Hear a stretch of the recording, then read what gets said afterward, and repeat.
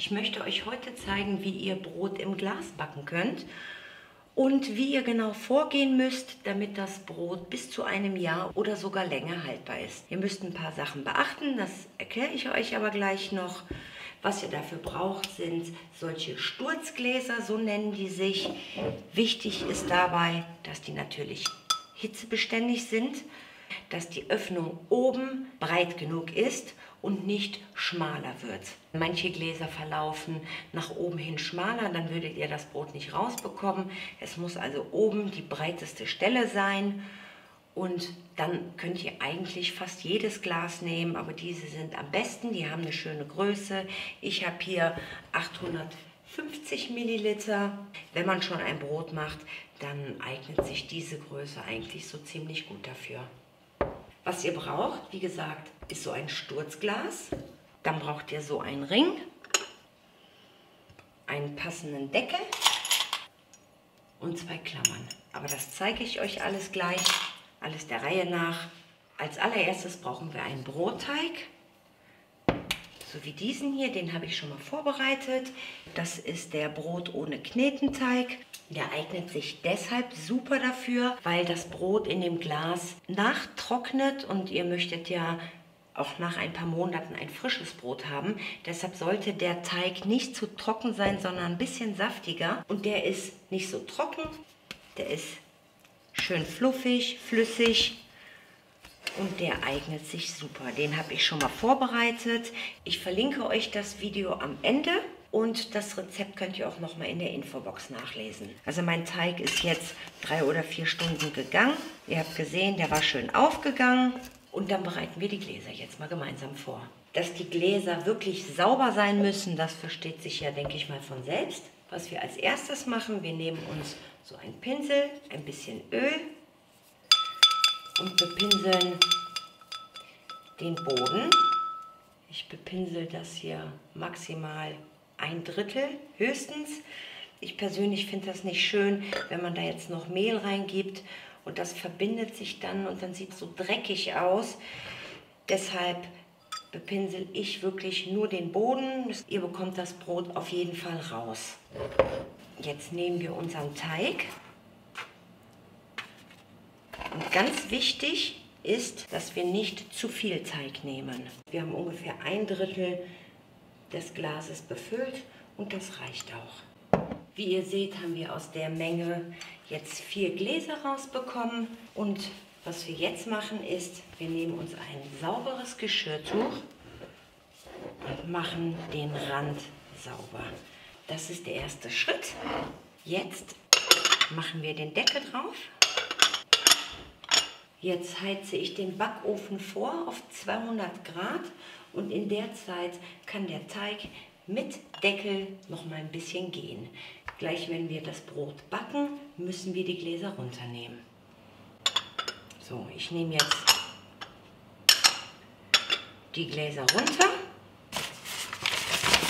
Das sieht dann immer schön aus, wenn man ein bisschen Mehl auf den Teig streut. Kontrolliere nochmal, dass der Rand wirklich sauber ist. So, jetzt backe ich die Gläser auf 200 Grad und lasse sie für ungefähr 50 Minuten im Ofen. Ich stelle sie jetzt auf das kalte Gitterrost. Ich habe den Ofen ohne das Rost vorgeheizt und stelle das jetzt drauf und schiebe das dann mit dem kalten Gitter in den Ofen. Mein Brot ist jetzt noch 5 Minuten im Ofen und in der Zeit habe ich jetzt heißes Wasser genommen und die Gläser und die Gummiringe darin eingeweicht, damit ich das auch gleich auf das heiße Glas legen kann. Ihr habt jetzt 2 Möglichkeiten, das Brot haltbar zu machen. Die erste Möglichkeit zeige ich euch jetzt hiermit. Ihr braucht jetzt wieder ein sauberes Tuch.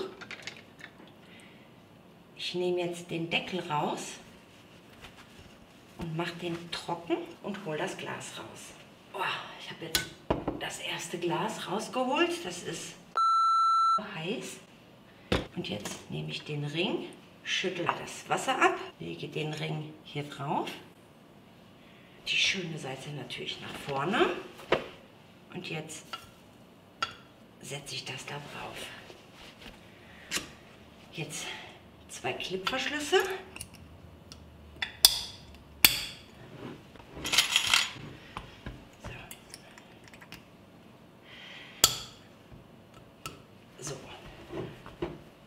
Und so haben wir das Glas haltbar gemacht.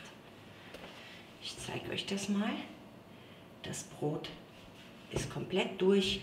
Das könnt ihr jetzt entweder so stehen lassen oder auf den Kopf stellen. Das könnt ihr beides machen. Das ist die erste Variante. Das Brot soll so bis zu 6 Monate haltbar sein. Natürlich muss das Glas von innen wirklich sauber sein und da dürfen keine Reste am Rand sein. Dann sollte das auf jeden Fall eine Zeit lang haltbar sein. Ich zeige euch jetzt, wie ihr das Brot für 12 Monate haltbar machen könnt. Wir holen die Gläser jetzt raus. Ich bereite jetzt die Deckel vor. Kontrolliert, wie gesagt, dass der Rand wirklich fettfrei und wirklich sauber ist, weil sonst kann sich Schimmel bilden. Und dann schön darauf achten, dass das Motiv hier oben bündig mit dem Motiv hier unten aufliegt.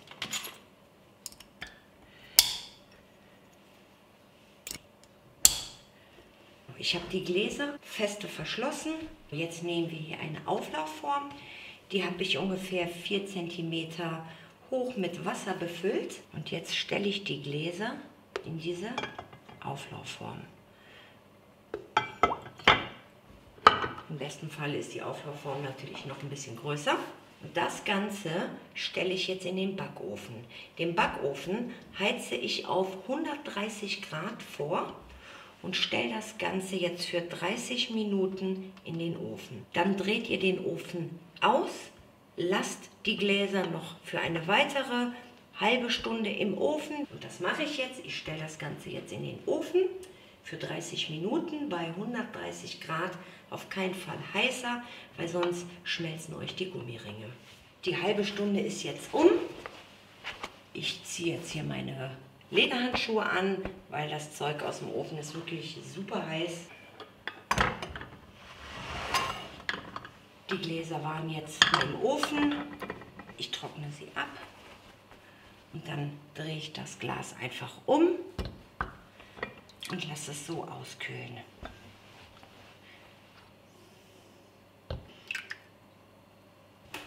Die Feuchtigkeit, die hier in dem Brot entsteht, das zieht alles in das Brot ein. So, ich habe die Gläser jetzt umgedreht und so lasse ich das Ganze jetzt auskühlen. So, und dann schneiden wir jetzt mal ein Brot gemeinsam an. So, hier habe ich ein Brot, das ich schon gebacken habe. Das habe ich heute aus dem Glas geholt und schon angeschnitten. Ich schneide noch mal eine frische Scheibe ab.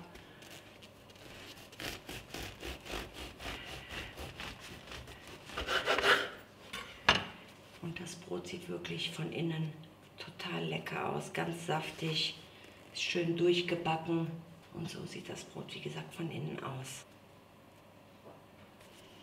Ist ganz weich, ganz zart. Ist wirklich eine tolle Methode, Brot haltbar zu machen und wenn man eins braucht, auf die Schnelle, vor allem wenn man ein kleiner Haushalt ist das eine schöne Größe. Und dann könnt ihr das Brot essen. Ja, dann wünsche ich euch viel Spaß beim Nachbacken und Nacheinkochen. Das ist die Variante mit Hefe. Ohne Hefe befüllt man das noch mal ein bisschen anders. Ja, dann wünsche ich euch viel Spaß beim Nachmachen. Lasst euch das Brot schmecken und macht euch keine Sorgen. Wenn ihr das richtig macht, könnt ihr das Brot nach wirklich vielen Wochen und Monaten noch genießen. Und das schmeckt immer noch genauso lecker und genauso frisch wie am ersten Tag.